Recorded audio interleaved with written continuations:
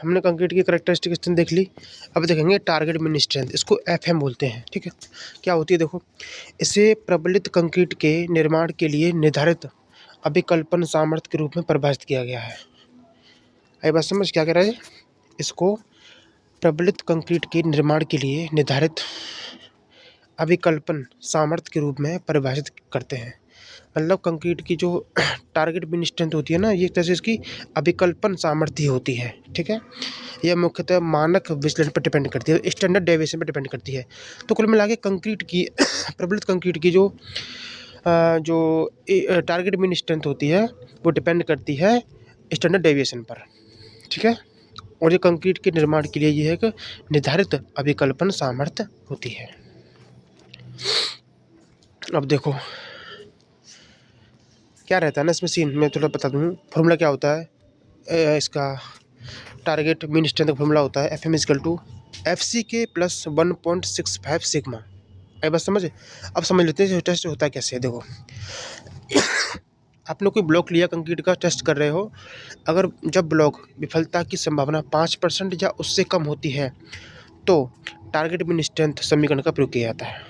भाई किसी ब्लॉक की विफलता की संभावना अगर 5% या उससे कम है तो उस कंडीशन में हम टारगेट मीन स्ट्रेंथ का प्रयोग करते हैं, याद रखना।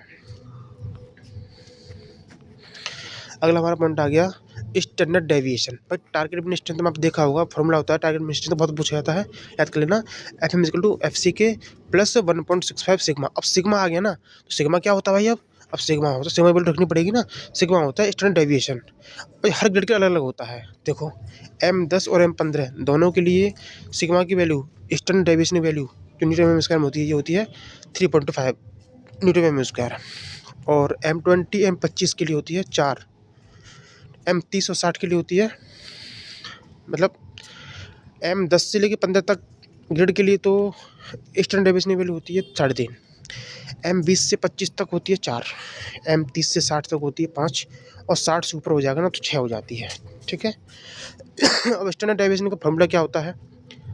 अगर आपके पास नंबर ऑफ टेस्ट सैंपल 30 से ज़्यादा है तो वहाँ पर स्टैंडर्ड डेविएशन फॉर्मूला हो जाएगा अंडरवुड में sigma x minus mu upon N का स्क्वायर। ठीक है, और अगर नंबर ऑफ टेस्ट सैंपल आपके पास 30 से कम है तो उस कंडीशन में फॉर्मूला वही रहेगा, नीचे n-1 हो जाएगा बस।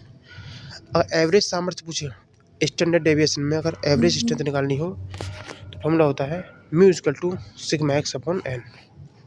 ठीक है, और डेविएशन फैक्टर निकालना हो तो क्या होता है? डेविएशन फैक्टर का फॉर्मूला होता है विचरण गुणांक का फॉर्मूला होता है C V equal to sigma upon mu, याद रहेगा। और ठीक है, आगे चलते हैं। अब स्टैंडर्ड डेविएशन का वितरण कंक्रीट के नियंत्रण गुणवत्ता, मतलब कंक्रीट के क्वालिटी ऑफ कंक्रीट पर का मापन होता है। मतलब स्टैंडर्ड डेविएशन का जो वितरण है कंक्रीट के क्वालिटी ऑफ कंक्रीट पर डिपेंड करता है। ठीक है, मतलब स्टैंडर्ड डेविएशन का वितरण कंक्रीट के क्वालिटी ऑफ कंक्रीट का मापन होता है। ठीक, मतलब स्टैंडर्ड डेविएशन का वितरण क्वालिटी ऑफ कंक्रीट का मापन होता है। ठीक है, मतलब स्टैंडर्ड डेविएशन से हम कंक्रीट क्वालिटी के बारे में पता कर पाते हैं, ऐसा कहना चाह रहा है। क्वालिटी ऑफ कंक्रीट के बारे में पता चलता है स्टैंडर्ड डेविएशन से। अगर स्टैंडर्ड डेविएशन की वैल्यू ज़्यादा है, ठीक है, तो वहाँ पर कंक्रीट की जो स्ट्रेंथ वेरिएशन है वो ज़्यादा हो जाएगी। ठीक, और क्वालिटी ऑफ कंक्रीट पुअर हो जाएगी। यहीं अगर स्ट्रेंथ डेविएशन की वैल्यू कम है, लेस है, तो स्ट्रेंथ वेरिएशन की वैल्यू लेस हो जाएगी और क्वालिटी ऑफ कंक्रीट हाई हो जाएगी। इसे याद कर लेना।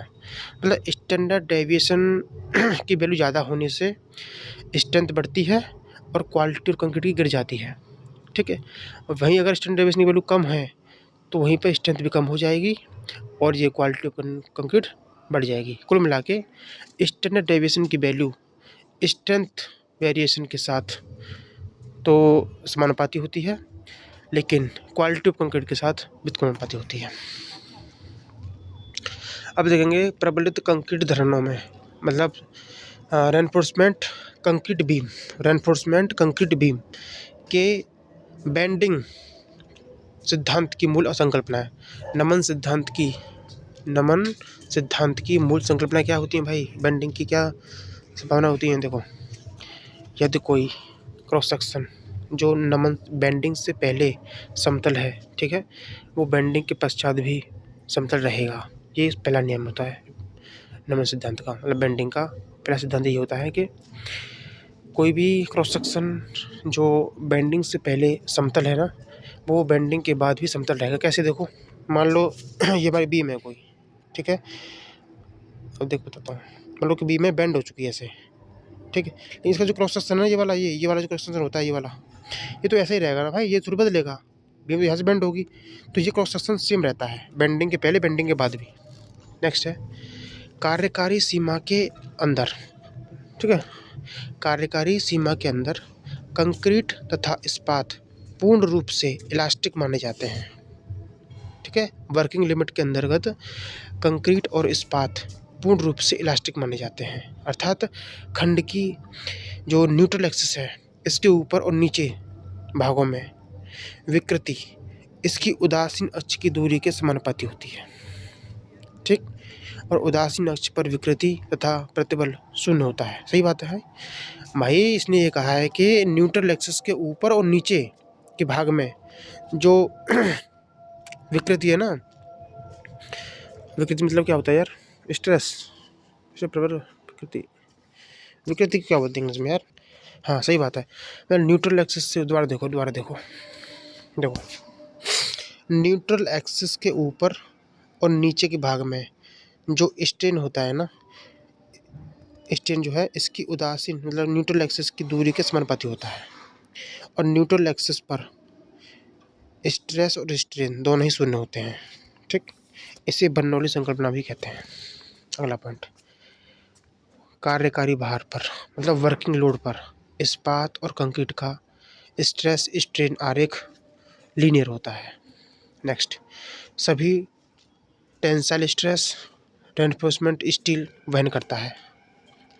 जितना भी टेंसाइल स्ट्रेस आएगा, तरण प्रतिबल आएगा, उसको कौन वहन करेगा? Reinforcement steel. और कंक्रीट से पूर्णतः मुक्त रहता है, ठीक है।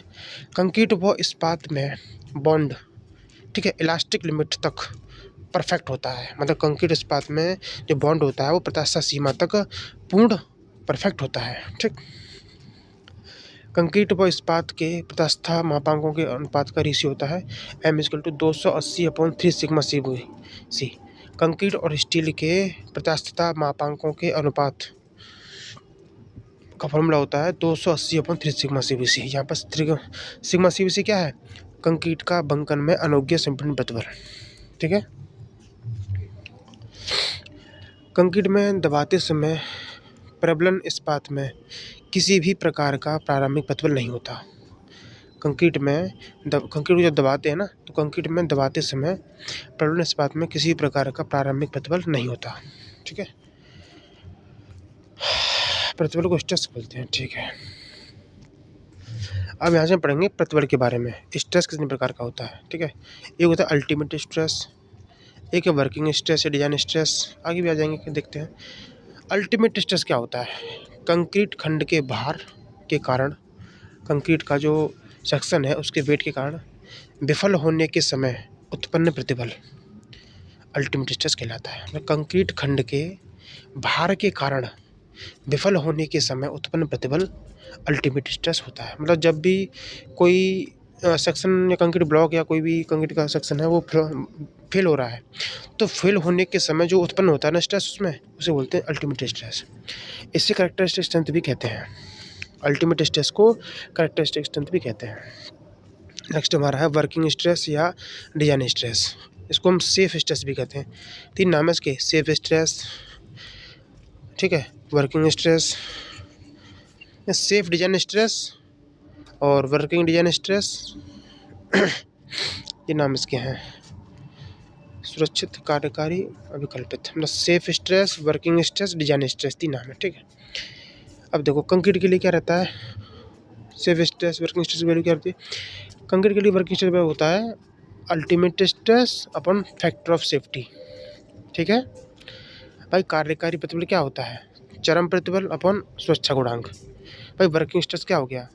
Ultimate stress upon factor of safety. यहीं अगर पूछे लोड फैक्टर क्या होगा, ultimate stress upon working stress. ऐसे करके याद कर लेंगे फॉर्मूले।